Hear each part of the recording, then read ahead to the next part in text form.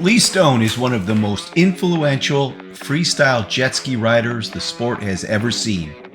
Originally from England, he started riding at just 4 years old and quickly rose through the ranks, becoming a world champion as a teenager. As a pro, he pushed freestyle to a whole new level, landing tricks like the double backflip and the double barrel roll that defined what was possible on the water. But what really set him apart is he didn't just dominate competitors, he changed the equipment itself. After facing limitations with existing jet skis, Stone designed his own freestyle hull, the Revolver, and went on to win multiple world titles riding it. Today, through Lee Stone products, his designs continue to shape the sport with top riders around the world using his equipment. Never one to settle for the status quo, Lee set out to refine his design, starting with a hand-built prototype. With that prototype complete, the next step was moving into manufacturing. That process begins by creating what's called a plug, typically CNC machine, which is then used to build a mold. From the mold, the final production parts, the hull and the deck, can be manufactured. But to get there, Lee first needed a precise 3D CAD model of his design.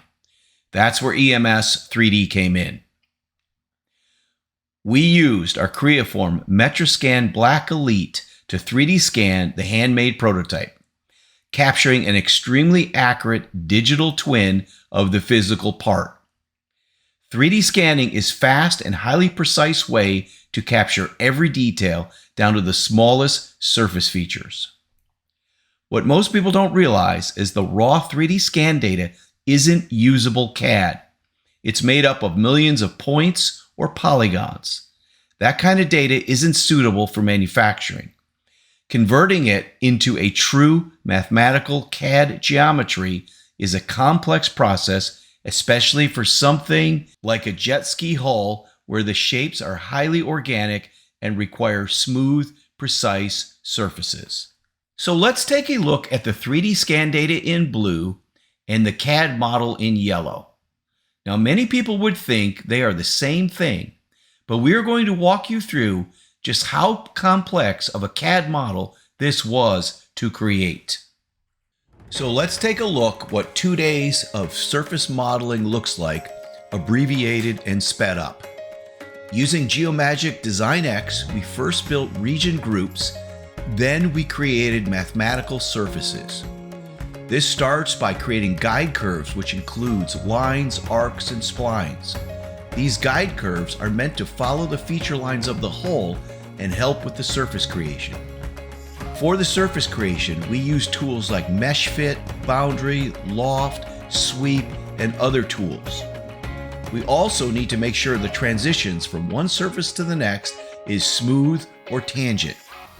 This involves extending, smoothing, adjusting, and trimming the surfaces or creating fillets or variable fillets in those transition areas.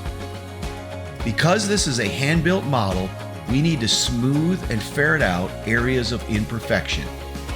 The idea is to keep the design intent while improving the model for optimal appeal and function. Also, the model is not perfectly symmetrical, so we will design one side and mirror it over for a perfect model. Another key tool in Design X is the Accuracy Analyzer. This allows us to see how well our surface fits to the 3D scan data using color accuracy maps. We can make adjustments to our surfaces as we design them, trying to remove imperfections and create proper transitions while keeping the surface as close to the prototype as possible. We can also look at things like curvature and smoothness for optimal performance. Everybody loves to show 3D scanning, but very few show the actual advanced surface modeling process because it's hard or they can't do it. Also, this is not an auto surface, which is random four-sided surfaces. This is a true advanced surface model. Auto surface models are impossible to edit and pick up every imperfection in the model. Advanced surface modeling like this takes years of experience in the software and understanding of industries like marine tooling, or automotive sheet metal where surfacing is heavily used. Unlike sketch-driven solid modeling, surface modeling requires a lot of trial and error, design intent awareness, understanding of manufacturing processes, and Class A surfacing techniques. In addition, making changes to a surface model present a unique set of challenges not found in feature tree-driven solid modeling. EMS has been building models like this for over 20 years.